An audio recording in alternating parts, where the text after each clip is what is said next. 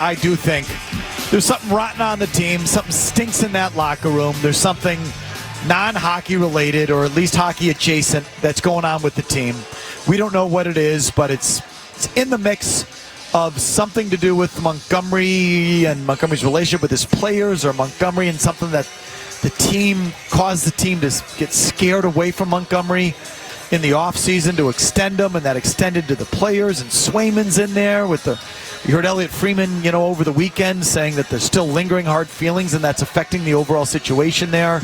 Players, Swayman, Fluto Shinzawa writing the other day, Swayman doesn't turn around, he's going to lose whatever friends he has left in the locker room, etc. So, there's a thing there. There's a whole thing there that I've alluded to for weeks because I think it's real. It just... They have the look of a team where something happened. Mm-hmm. You know what I mean? And whether that could be multiple things or multiple factors, but just something's happened. Because it's been that broken, that disjointed. And it started in training camp. And that was Sweeney again, going back to training camp. We were flat throughout training camp. It was flat across. It was a flat line across the board. And that's not just injuries. It's not just holdout. It was flat. Because something stinks on the team. Joe Sacco's first order of business is to try and clean that up. Clear the air, clean that up, get them through it. Because if they don't, it's not going to matter. Because you can't be playing the way they're playing, half-assed, and go anywhere. So no, and you listen to Sweeney's comment there, and again, it sounds like, he's sort of saying they all showed up not giving a crap, and they haven't come out of it. That's right. So what is behind that? Let the wine flow, big dinner, air the grievances. That's what they need. Yeah, something like that. Because there's a funk around this team that you can't tell me it's injuries or just Swayman's contract. There's something else. It's a funk. Yeah. All right, let's hear more from Sweeney today. He was asked, I think, a good question. Any second guesses about how you went into the year with Montgomery, not extending him, having him be a lame duck? Did you set this up by the way you handled Montgomery? Number 2, Jimmy. Is there much second guessing for management's part about the situation with Monty going into the year in the last year of his deal, just given kind of the pressure that is obvious and inherent when a coach enters that kind of situation? No, not from the second guessing. As I said, I was in extension talks. There was contract offers. So, I feel very comfortable. The person makes it no different than a player making an individual decision. We've got players that did that as well this summer. So, there's two sides to every negotiation, and they have to make their own decisions accordingly. And we react as a result of that. Doesn't mean that it doesn't come to fruition at some point in time, because you're very open. It's not like we shut things down, but at the end of the day, performance is part of this. I didn't like that one either. So he's saying, again, and I think the Bruins were wrong to leave Montgomery dangling like this. It invited the locker room to bail on the substitute teacher, which they immediately did, apparently. So why don't you either extend him or fire him? And Sweeney says, well, we were trying. He turned down, it takes 2 to tango, basically. So he was blaming Montgomery for driving too hard of a bargain. Then you should have fired him. If you should have realized at some point in the offseason you couldn't come to terms, and then move on. Or meet his terms. They set up this. This was untenable. This is Sweeney's fault for going into the year with it being in this condition. So that answer doesn't satisfy me. That one is like blaming the coach for lowballing him, right? That's what it feels like. If they wanted to sign him, they would have extended and signed him. They ultimately get Swayman done. If they wanted the coach, they would have done the same thing. Jimmy, number 4, did Montgomery lose the room? We want to know. Well, you think that Monty lost the room? No. You can't say that Monty came in and made a positive influence, a connection with players for 2+ seasons, and then turn around and say they just tuned them out. They haven't performed at the level they need to. And that's as simplistic as I say. Monty's a good coach. His communication skills are outstanding. But it wasn't, for whatever reason, translating into the results from the player side thing. Did he lose the room? No, we never had it. Would be my answer, at least this year. Yeah, I think his answer there makes no sense. So, if you get the room at the beginning, you keep it forever? That's the logic? What, so no coach has ever lost a room if you go by that logic? That's right, it's good. No, so the fact that he had him 2 years ago is irrelevant. And again, when he says that, he doesn't understand the meaning of lost the room. It doesn't mean you screwed someone over. It just means they stopped listening. You want to say they need a new voice, say whatever you want, but they weren't responding to him, put it that way. Number 5, Donnie, is this a cup contender? still think this roster is a top contender? Well, we got to take baby steps. We have to get back to playing the way we're capable of playing and find out whether or not we can challenge the elite teams in this league. We've been there. I've been on the other side of where people have asked us in terms of where we are as being one of the upper echelon teams, and we got to work our way back there. It's got to start in that. Before you can hope, you got to build, and we have some work to do. I'll say this. Let's go ahead. Yeah, no, you. I'll take the word salad over a crock of him saying yes or something like that. That's more acceptable to me than like, oh yeah, no, we've just underperformed. That word salad is him saying, we need to get our heads out of our ass first. I thought this was the right answer. Yeah, absolutely. It's like I can't even begin to think about that until we start trying again.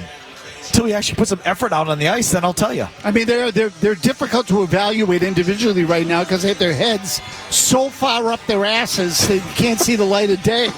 Am I wrong? No, it's just like seriously. They we still got to get that sponsored. They're just jammed all the way up there.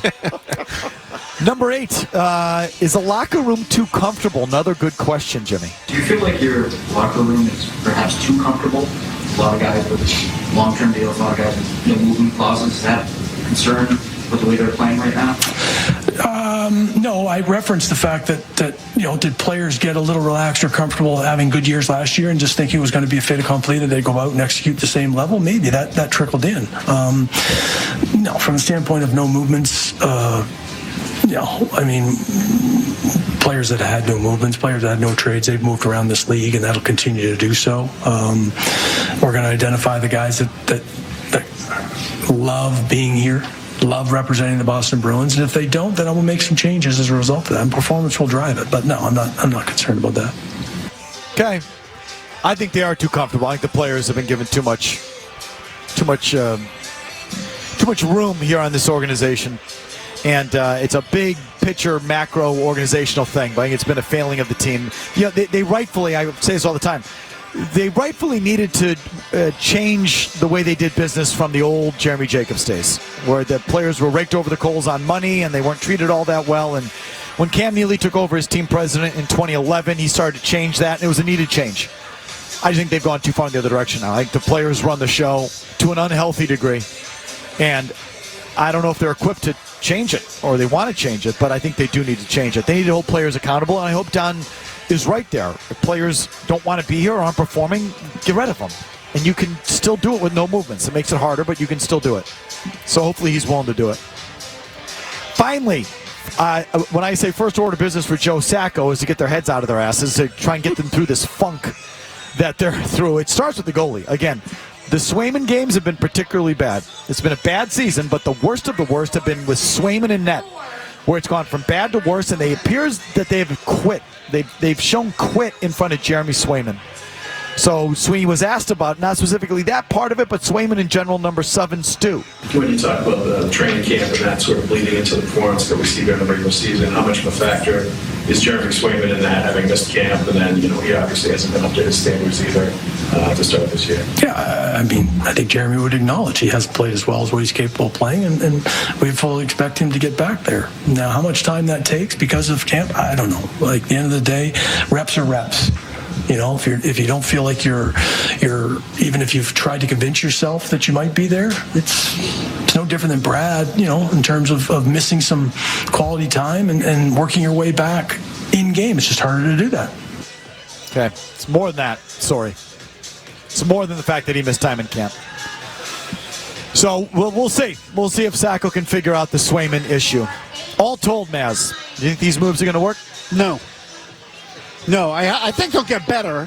I think there'll be a little jolt because they're changing coaches. There'll be a little better focus. Is this enough just to make the playoffs? Close. I'd like to think it's enough to make sure they're not getting waxed by the Nashvilles and Columbuses of the NHL, like the true dregs of the league. It's one thing if you can't beat, I don't know, a Winnipeg or like one of the better teams.